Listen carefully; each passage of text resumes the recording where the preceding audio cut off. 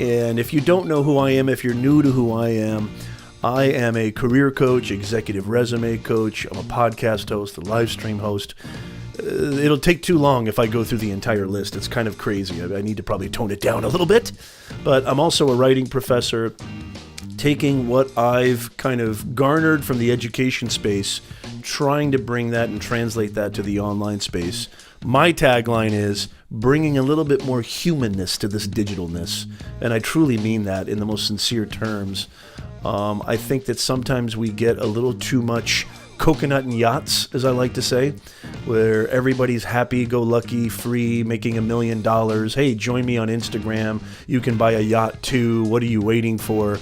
And I think bringing a little bit more reality, I think bringing a little bit more realness, rawness, vulnerability is actually a beautiful thing, because social media's gotten this, especially live streaming, sometimes gets this, this kind of negative connotation or negative description as being a place where we're kind of deteriorating communicatively.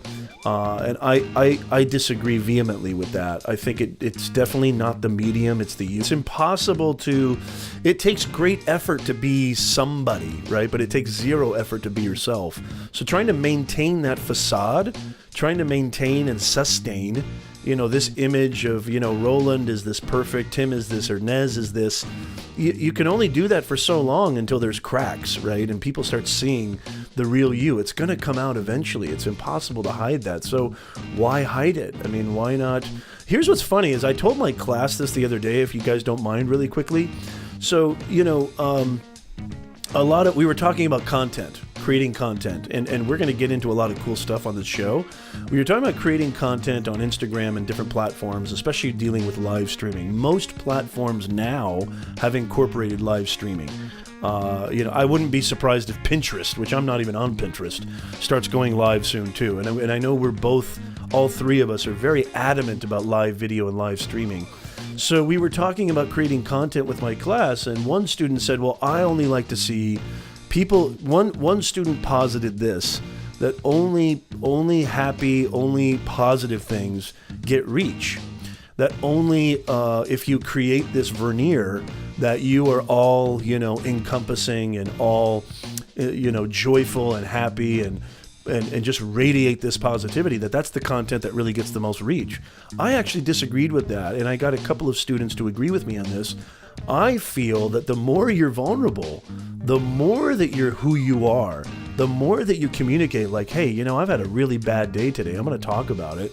And maybe this could be a beneficial live stream. We'll talk about what I learned from this or what I didn't learn. I'd love your thoughts. People relate to that. I mean, there's a reason why the best picture of the year every year at the Oscars is usually some kind of dramatic, emotional, somebody going through a struggle. There's a reason why, the blues, the blues music has survived through the years. There's a reason why, because it's real.